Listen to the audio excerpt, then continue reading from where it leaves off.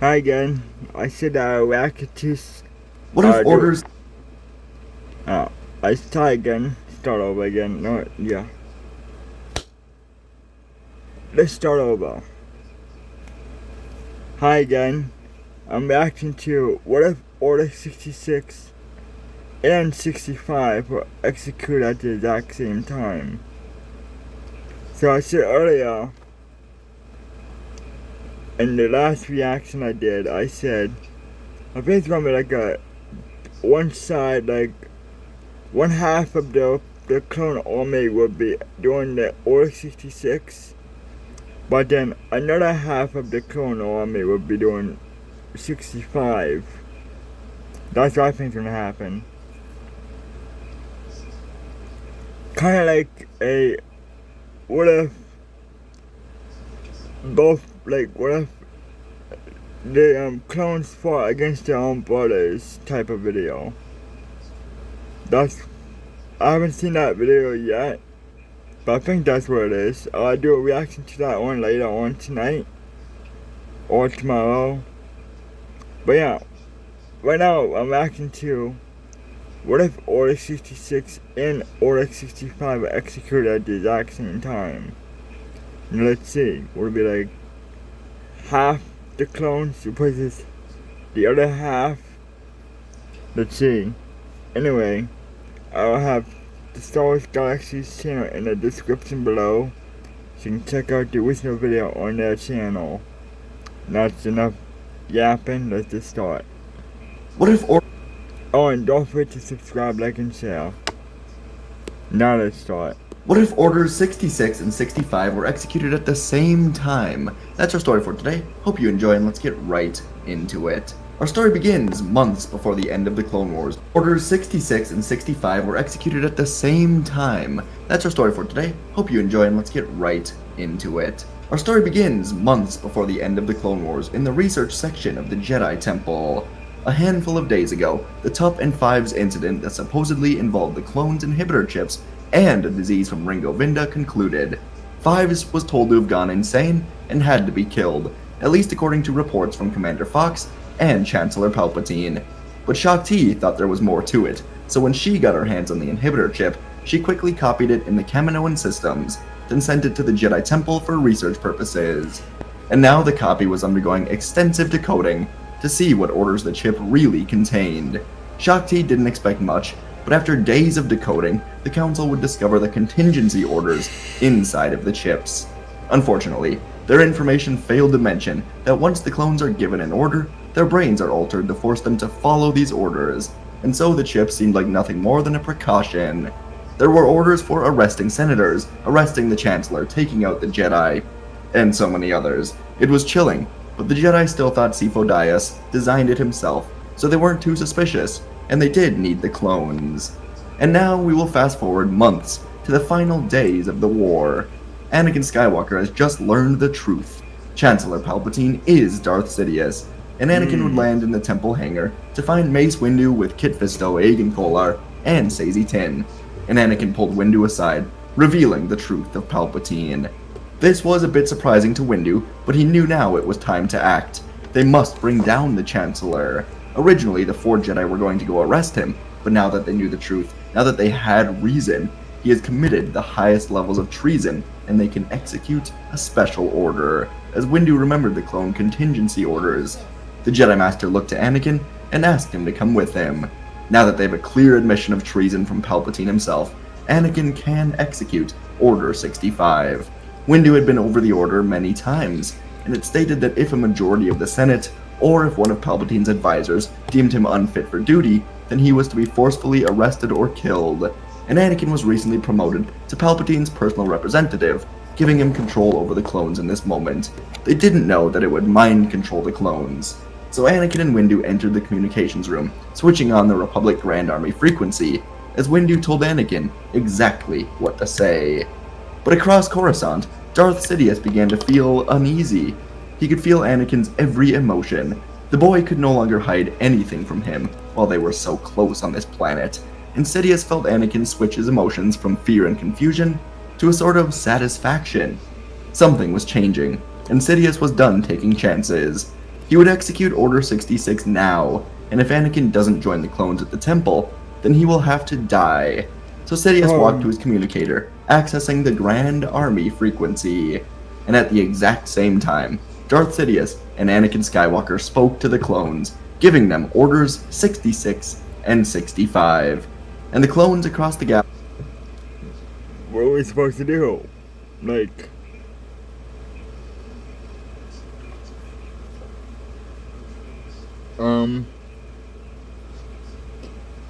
Well, at least we don't have like about 500 orders going through our heads at the same time like last time.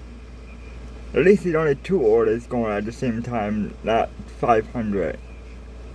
Which, if you don't know what I'm talking about, I did react to a video titled, "What if Order 66 activated every single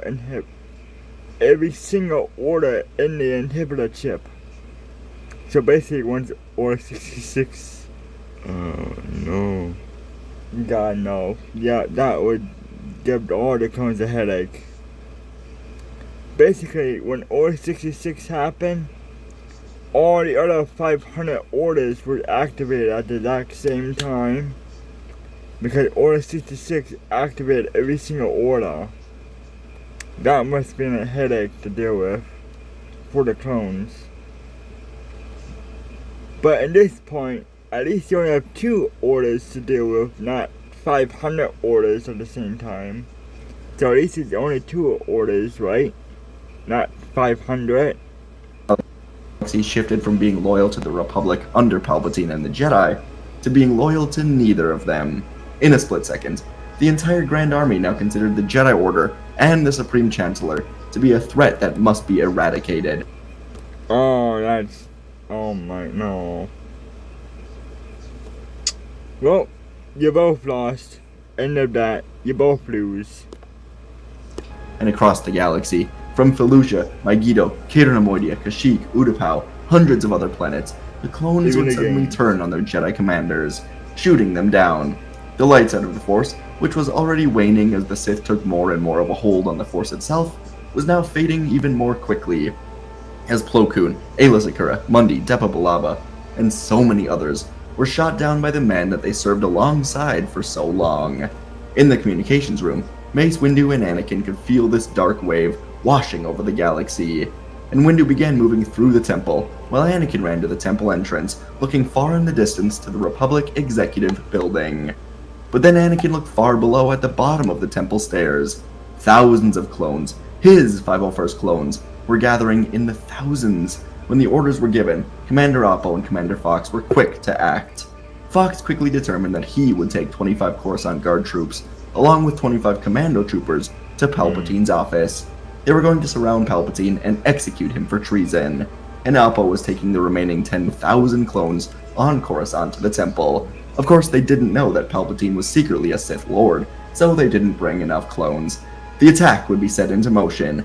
There were no questions about the conflicting orders, they just knew one thing: the Jedi and the Chancellor must die. And so at the temple, Anakin Skywalker gathered 4 temple guards, and they moved quickly down the stairs, reaching Oppo at the bottom, standing in front of the thousands of 501st men. As Anakin and the guards came to a halt, not even a moment passed before the front lines of men lifted their blasters, firing, catching the Jedi off guard as the temple guards fell dead in an instant. They simply were not ready. And Oppo looked to Anakin, telling him in a voice devoid of emotion that the Jedi have been accused of treason and are set to be executed. The blasters all turned at Anakin, as Oppo said he can join them or die. Anakin, now completely flustered, scared for the fate of the galaxy, asked about the Chancellor, and Oppo said he is also being dealt with. Anakin didn't know what to do, but the clones no longer had time for this. As Anakin was stepping backwards, Oppo ordered the men to fire. But Anakin held his blade up, deflecting the onslaught of blaster fire, and he used the Force to smash the stairs between him and the clones. The middle stairs crumbled away, and Anakin ran back up to the temple, deflecting blasts from behind him, fearing for the fate of the Jedi, for Palpatine, and of course, for Padme. Across the city, as Palpatine could feel the waves of Jedi dying, he was satisfied. But something else caught his attention. He could feel someone approaching. No, many people were approaching. and his door swung open to reveal Commander Fox as he entered with the commandos spreading into the room. The Coruscant Guard members waited outside, and Palpatine looked around to each clone, hands behind his back, and he asked them calmly to stand down. But Fox raised his blaster and said they cannot do that, and he ordered his men to fire. As the first shots came, Palpatine ignited 2 lightsabers, spinning around, deflecting each blast back to its source, quickly killing 15 of the commandos. Sidious ran at Fox after cutting 2 troopers in half, but a grenade was suddenly thrown in, and Sidious used the Force to hold back the explosions. It did explode, still knocking Sidious into the wall, and he was hit with a pair of blasts in his shoulder and leg. Angrily, Sidious flipped back into the air, firing lightning through the air, using the pain to fuel his anger and gather more power.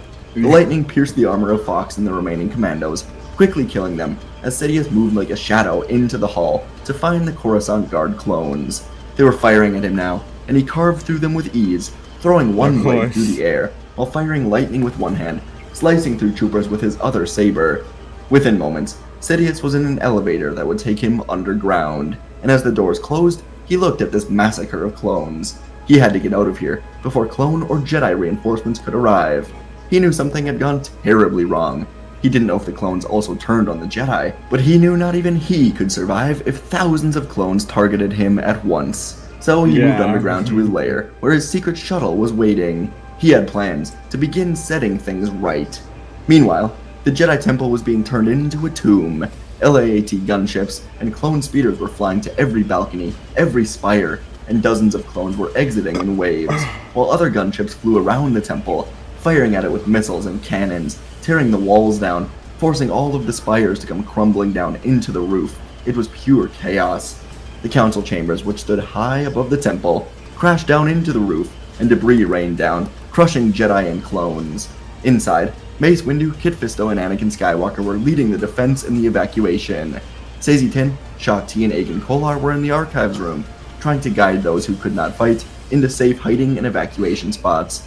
But one of the temple guards suddenly turned, stabbing Kolar through the back, before taking on Saesee Tiin. Shaak Ti was shot down during the sudden distraction, and Tiin would last a few more strikes before the blasts hit him, and the guard cut him in half. The temple guards were the main line of defense, but they too were dying out quickly. At the start of this, Windu sent a plea for help to the Senate, saying the clones have turned on them.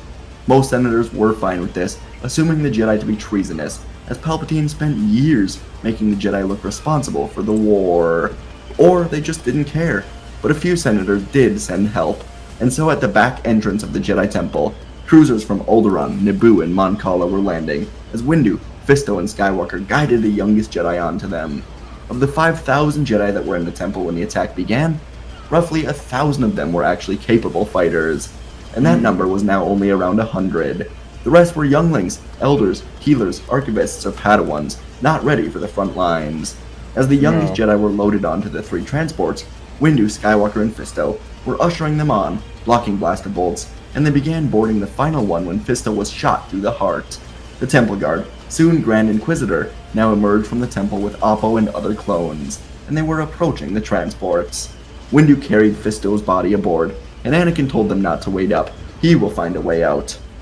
The cruisers lifted off, with 1,500 total survivors, as Anakin stood under them, deflecting blasts until they were safely away, and Anakin used a huge force push, sending the clones flying backwards towards the temple, but the temple guard stood his ground.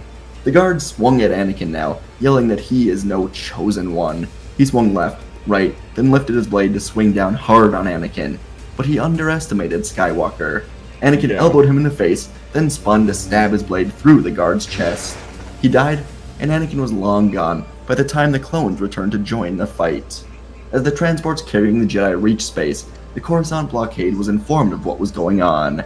In the Mon Cala cruiser, Windu was leading, and he ordered for ion cannons to fire.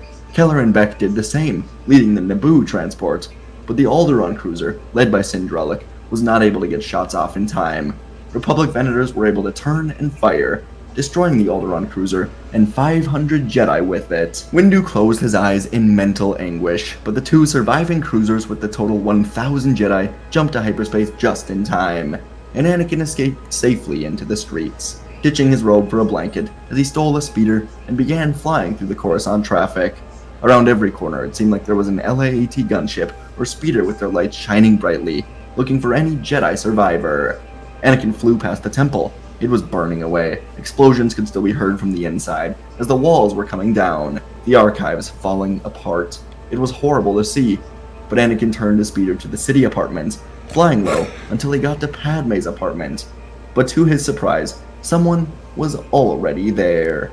As Anakin approached in his speeder, he could see Palpatine himself carrying the unconscious body of Padme Amidala into his shuttle. Anakin panicked, speeding through the air, landing on the balcony right as Palpatine began speeding off. He was going to take Anakin's children to be his own new apprentices. Anakin leapt out of the speeder, reaching both hands out, and he grabbed onto the shuttle with the Force as it tried to fly away.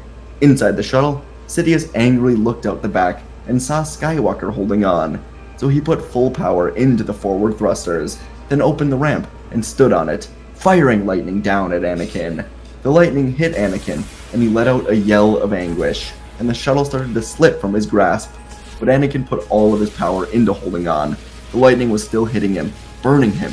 Anakin's feet were skidding across the apartment floor, and suddenly, he had an idea, though it was risky. He shifted his attention in the Force from the shuttle to the lightning, catching Sidious's lightning, firing it back at the ship suddenly. It blasted right into the engines, and the ship came to a sudden shaking halt in the air. Sidious stumbled on the ramp, and Anakin leapt high into the air, igniting his lightsaber, landing on the ramp as the ship began to fall through the air. They were extremely high up, as the ship was now free-falling through traffic lanes, and Sidious and Anakin were dueling each other on the ramp. And Anakin dropped his saber, but he was able to catch it with the other hand, slicing forward deep into Sidious's robes. The Sith Lord knew that was a close call, and he yelled out in anger, but Anakin was able to force push him hard to the front of the shuttle. Anakin then pulled Padme into his arms, and he backflipped out of the shuttle right as it crashed into the Coruscant street, going up in a huge explosion as Anakin landed in an alley, softly laying Padme's body down and looking to the shuttle to make sure Sidious was gone once and for all. He could see now that the real threat to Padme's life was Sidious, and from the wreckage of the shuttle, Anakin couldn't believe his eyes as a hooded man, severely burned and covered in flames, emerged from the crash. Citizens were gathered around, yelling out in fear as they saw him. Sidious's voice boomed out, now raspy and angry as he yelled for Skywalker, and Anakin ignited his lightsaber once more. Sidious smiled, walking through the fire, flames still burning all over his body, and he shot lightning from his fingertips once more, only this time it was laced with fire. It was a red-orange color, and as Anakin was deflecting it with his saber, the heat was nearly unbearable. He had to spin away, and Sidious threw a wave of flames at Anakin, then spun at him with a red lightsaber ready for battle. Anakin pushed through the flames, meeting Sidious head-on, dueling through the streets, the peak of the Jedi and the Sith, going at each other like never before. Anakin and Sidious clashed their blades together, before Anakin spun around and slashed forward, missing his target, and Sidious punched Anakin hard in the face. Anakin stumbled backwards as Sidious was approaching, his smile getting wider, and he swung with extreme power up at Anakin's face, then at his legs, and Anakin barely blocked both strikes as the onslaught from Sidious only got stronger. Anakin was still holding on, deflecting each powerful blow, waiting for his time to retaliate. Sidious kicked Anakin, then leapt into the air, slamming his blade down on the Jedi. Anakin fell to one knee, holding Sidious back. He yelled out in pain as Sidious pushed his own saber into Anakin's old scar, nearly cutting his eye out, and Anakin had to reach out with one hand. He was able to pull down a smaller, nearby water tower. It crashed in between the Jedi and the Sith, washing away any remaining flames, and Anakin ran back into battle, throwing a wave of water, flipping at Sidious, and he was pushing the Sith Lord back now. He kicked Sidious in the face, then he was able to slice off his sabered hand, before catching the red blade and stabbing it through the Sith Lord's heart. Sidious stumbled to the ground, taking raspy, final breaths, and Anakin would leap away as clone gunships and speeders finally landed around the crashed shuttle and water tower, with clones scouring the ground until they found Sidious, struggling to stay alive. 20 clones surrounded him, and they began pouring relentless blasts into the Sith Lord, ensuring his death once and for all, as Anakin picked Padme back up in the alley, making his way through Coruscant until he came upon the Senate docking bay. The area was being secured by clones, and nearly every single ship was already locked down, except for one. It was unlike anything Anakin had ever flown before, but he boarded the ship, placing Padme in a bed in the back, and he got to the controls. Anakin inspected it, and he found out it was a Corellian YT-1300 light freighter, and on the center console was the name Falcon. Anakin got into the control panel, messed with the wiring until the ship fired up, and he flew out of this docking bay as clone troopers fired at the ship as it was next to being locked down. One of the troopers alerted the Coruscant blockade to shoot down the Corellian freighter, and the trooper was sure no pilot in the galaxy could outmaneuver the entire blockade in that ship. First, Anakin would stop back at Padme's apartment, and R2 and 3PO rolled forward, I bet the clones in the Empire said that too when they had to deal with Han Solo. sensing the urgency. R2 went for the co-pilot area, and 3PO settled into the back as the ship hummed back to life. Han Solo in the beginning spot age of the Empire. That being like, I guess, when they had like Phase 3 clone armor before the Stormtrooper armor. The clones who fought Han Solo in the Falcon. So said that too. With Anakin igniting the thrusters and lifting off into the Coruscant night. As the Falcon rode through the city's atmosphere, the blockade soon revealed itself again, an imposing line of Venator Star Destroyers looming above the planet. Anakin's gaze narrowed as swarms of clone trooper gunships deployed, moving to intercept him. His hands moved instinctively across the Falcon's controls, weaving the ship through the web of laser fire. Bright red bolts streaked past him, missing by inches as Anakin maneuvered, with the Force as his best ally, banking harder on a nearby freighter to lose the chasing gunships. The Falcon's shield flickered under a nearby hit, but Anakin pushed the ship faster, diving and looping to stay ahead of the onslaught. And in a daring move, he brought the Falcon into a steep climb, aimed directly at the blockade. The gunship attempted to cut him off, but Anakin rolled the Falcon into a tight spiral, skimming the hull of the Venator. The stars began to stretch as the Falcon slipped through a narrow opening in the blockade, and Anakin pulled back the hyperspace lever. The Falcon vanished into the safety of hyperspace, leaving the chaos of Coruscant behind. In the wake of Palpatine's death and the Jedi Massacre, the galaxy would stand in a fragile state of limbo. The Jedi stood at just 1,100 survivors after Order 66, but they made contact with the Senate, exposing the truth of the inhibitor chips, and with the truth of the Trooper's mind control exposed, the galaxy could shift its focus from the destruction of the Jedi to the shadow that Palpatine cast over the Republic. The Senate, initially paralyzed by confusion and grief over the collapse of the war effort, would grapple with the revelation that the Jedi were not the traitors, but they were victims of a grand plan. Whispers of betrayal rippled through the halls of the Senate, as they were confronting their own guilt for allowing Palpatine to rise to power. The galaxy was holding its breath as the Senate debated what to do with the clones and the Jedi who were still alive. As the Senate cleared the names of the Jedi, the surviving members of the Order would choose to stay on Ahch-To for now. The galaxy no longer feared them, but it did not trust them much either. They believed it was time to distance themselves from galactic politics, seeing the Republic's corruption as a deep wound that could not be quickly healed. Meanwhile, the clones, now freed from Palpatine's control, were left in a moral void, haunted by the atrocities they were forced to commit. The Senate was holding intense hearings, debating the fate of the clones, and eventually, they would go through mass chip removal. Facilities on Kamino were shut down, but they were allowed to stay as the Republic force, as the Separatists were finished off around the galaxy. With the Republic beginning to recover, the galaxy was inching towards healing, though the scars of Order 66 and the fall of the Jedi would leave wounds that would not heal for a long, long time. Generations, possibly. Anakin was able to save Padme, and she would give birth to the twins safely on Ahch-To, and together she and Anakin would determine that the twins would be part of the next generations that would help to usher in a new era after the galaxy was thrown into disarray. But they were safe, and they would rebuild. And folks, that is our story for today. A chaotic one, if you will. Very, this is one I've had written down for a while, but again, I think I say this almost every video. It was one that I didn't know exactly where I wanted to go with it, so. Mulled on a few different paths, and ultimately decided on this one. I did like the Anakin Sidious duel. I felt like it was more exciting than we get in other videos. Just wanted to include him surviving the shuttle crash and just being a fire menace for a minute, because that was fun. So, hope you guys enjoyed. The Falcon. We see the Falcon in Revenge of the Sith, right? So I thought, Why not? Yeah. Anakin and Padme, it's 3PO and R2, board the Falcon. It will say it gets back to Lando, or gets to Lando and Han eventually, but for now, Anakin's got the Millennium Eventually. Falcon. Because we do see it docking in Revenge of the Sith, so wanted to include that. And Yeah. felt like that was fun. Why not, right? Have them fly that thing through the Coruscant blockade. That was a good time. Anyways, yeah, clones' brains get overwhelmed by a couple of orders. They try to kill everyone, and that's pretty much the video. Hope you guys enjoyed, and I'll see you in the next video. Yep. Yeah, that's... Well, again, at least you're not having about... At least this order right here doesn't execute 500 different orders at the same time, so there's that.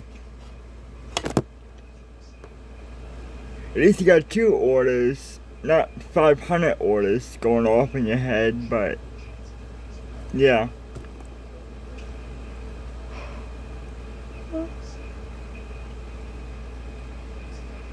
Anyway, bye for now. Don't forget to subscribe, like, and share. And don't forget to check out my reaction playlist too. And also don't forget to check out my talkie playlist too, where I do like AI stories for that. And yeah, later on tonight, I'm going to fix Moondrop's memory chip so he doesn't like, because the past couple of days he's been like repeating himself for the past couple of days. So I'm gonna fix his memory chip. Fix up Moondrop's and Sundrop's memory chips later on tonight. So yeah, that will be part 4 or part 5 of chatting with Moondrop. So yeah, bye for now. Don't forget to subscribe, like, and share. And check out both of those playlists. Check out the reaction playlist to see more of my reactions. And also come check out the talkie playlist to see the stories I have from that app. From the AI talkie app. Anyway, bye for now. And don't forget to subscribe, like, and share. See you guys next time. Bye.